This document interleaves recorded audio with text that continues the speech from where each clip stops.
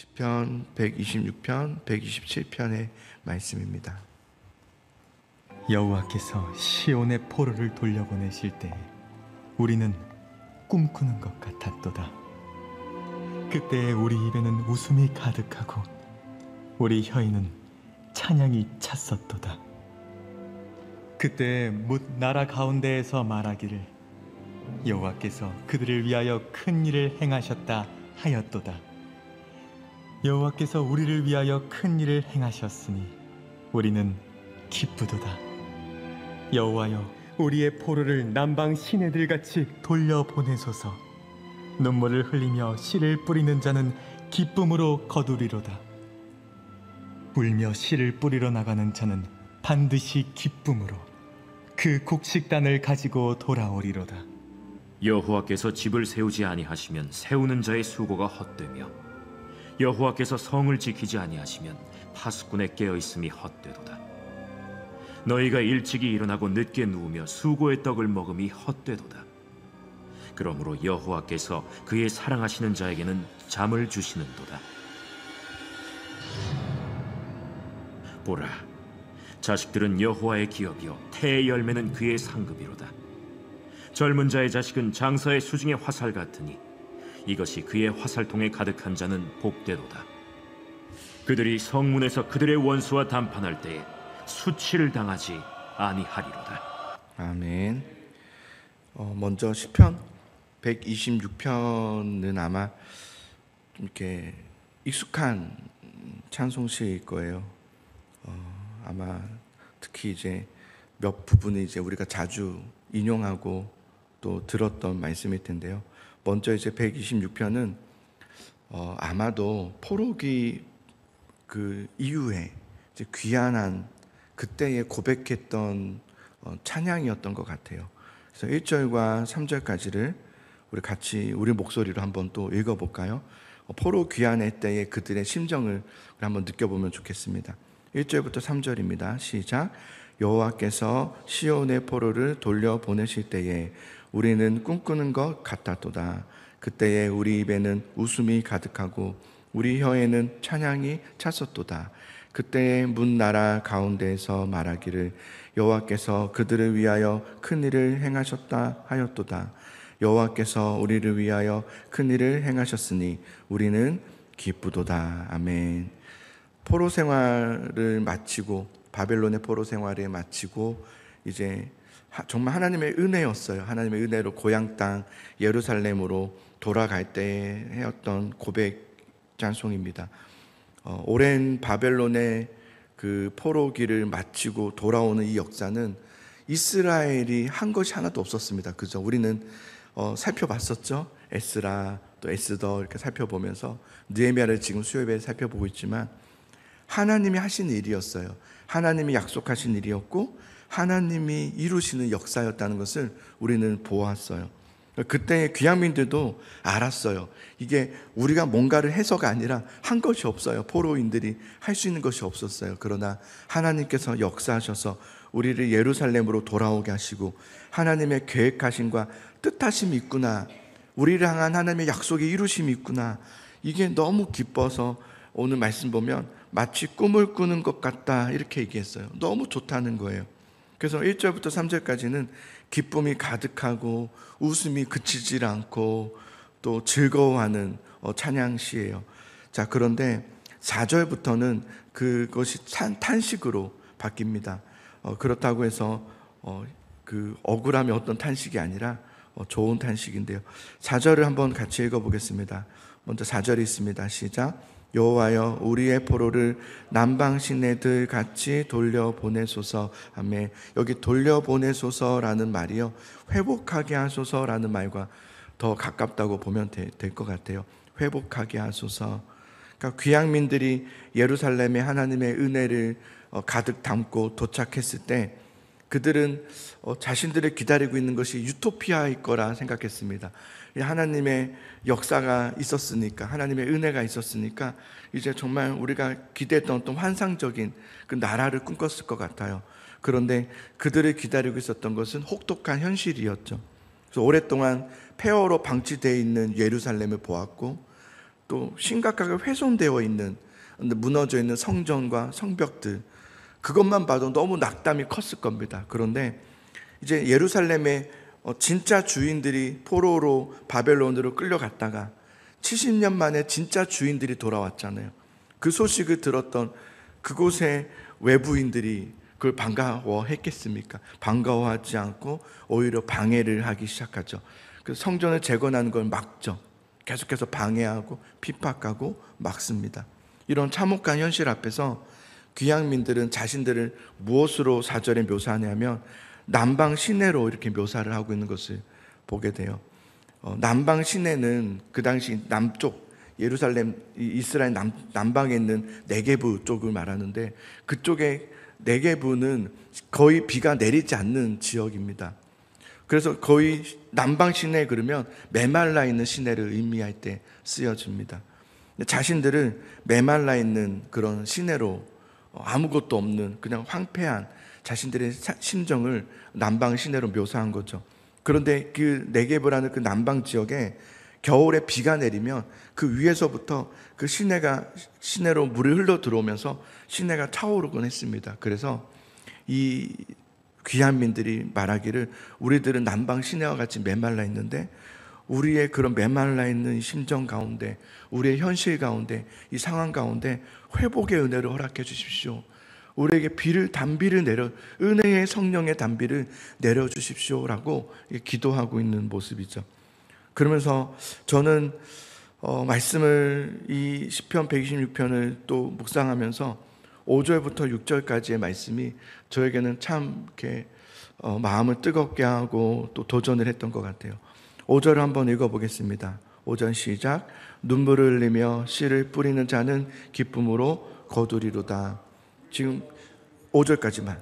귀향민들은 혹독한 현실 앞에서 자신들의 처지가 지금 남방 시내와 같다고 말하면서 한탄해하면서 탄식하며 기도하잖아요. 그런데 그게 자신들의 현실이었어요.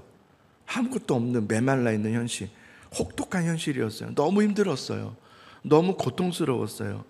70년의 포로도 힘들었지만 돌아왔을 때 그 현실은 더, 기대가 무너지면 여러분 너무 낙담이 크잖아요. 그런데 그렇게 한탄해하고 탄식하면서 찬양을 하고 기도를 하면서 무너지지 않기로 하는 거예요.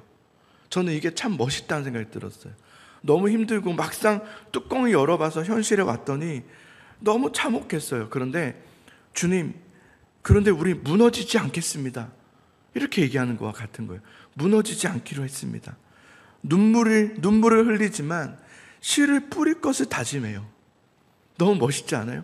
눈물을 흘리지만 씨를 뿌릴 것을 다짐하면서 힘들지만 포기하지 않을 것을 다짐해요. 눈물이 나는 거예요. 눈에는 힘드니까 눈물이 막 나는 거예요. 이게 이 현실 앞에 그 오랜 시간을 걸어서 와서 기대와 찬양으로 와서 현실을 봤더니 너무나 힘들고, 그래도 다시 마음을 다잡고 했지만 대적들의 방해와 핍박 가운데 와르르 무너지는 그 눈물 앞에, 그러나 울며 씨를 뿌리겠다고 고백해요. 왜냐하면 주님께서는 반드시 우리에게 기쁨으로 단을 거두시게 하실 것을 믿기 때문이라고 얘기해요.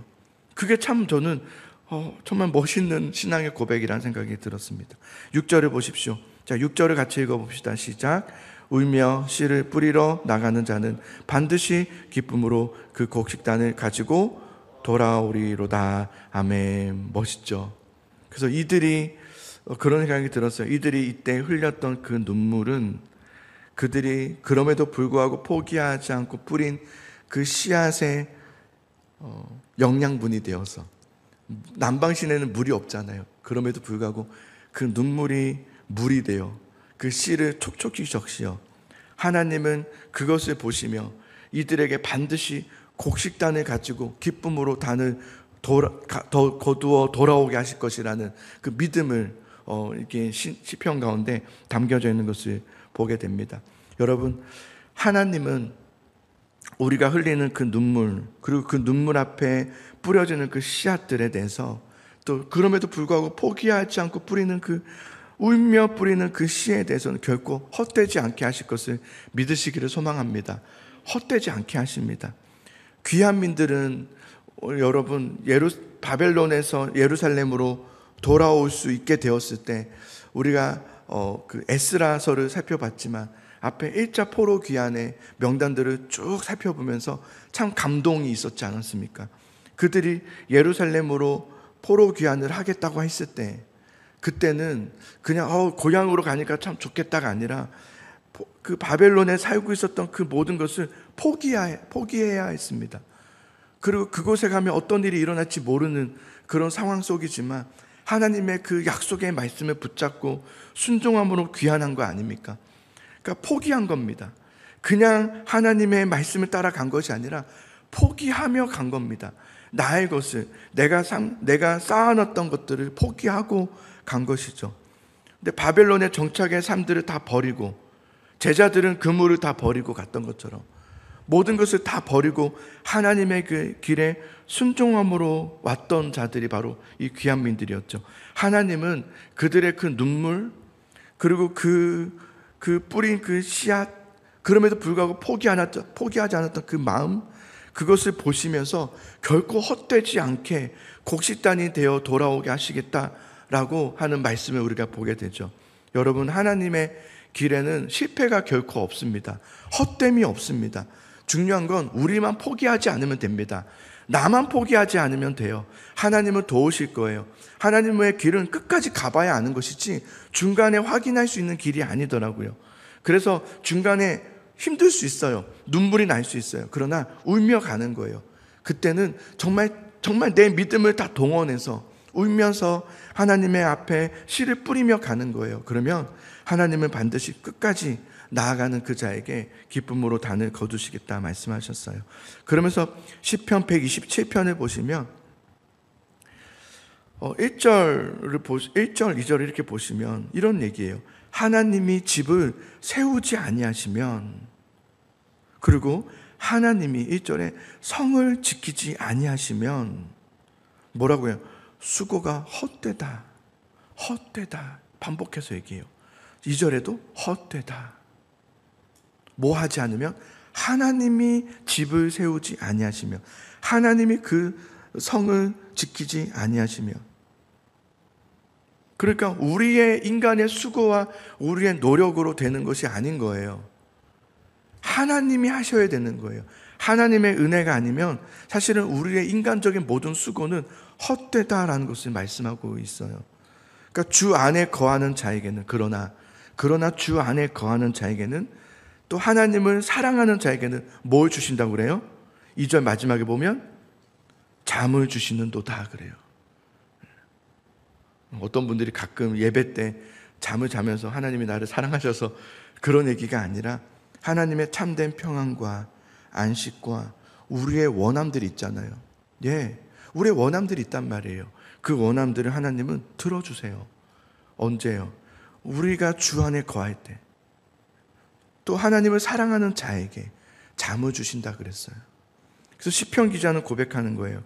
주 안에 거하는 삶이 헛되이 수고하는 자보다 훨씬 더 복된 삶을 살 수 있다. 이렇게 말하는 거예요. 그들의 고백 안에 은혜의 고백이 있는 거죠. 그러니까 여러분 우리가 주목해야 될 건 뭐냐면 주 안에 거하는 삶이에요. 그것을 피곤해하면 안 돼요. 내가 하나님을 사랑하는 삶, 말씀 안에 거하는 삶을 피곤하게 여기시면 안 됩니다. 그것이 우리에게 가장 복된 삶으로 우리에게 분명히 갚아주시는 은혜가 있다는 것을 우리는 기억해야 돼요. 그리고 주 안에 있을 때 어찌 되는지 보십시오. 3절과 5절까지의 말씀은 결국은 하나님께 가까이함이 복이라는 것을 말해줘요. 하나님이 함께 하시면 된다고 말해주는 거예요. 하나님이 반드시 도우시고 인도하신다. 결코 수치를 당하게 하지 않으신다라고 말하는 것을 보게 돼요. 그러니 이 시편 오늘 126편과 127편은 우리에게 또한 하나님께 대한 고백이지만 우리에게 주는 도전은 뭐냐면 끝까지 믿음으로 나아가십시다 이렇게 얘기하는 거예요. 끝까지 믿음으로 나아가십시다.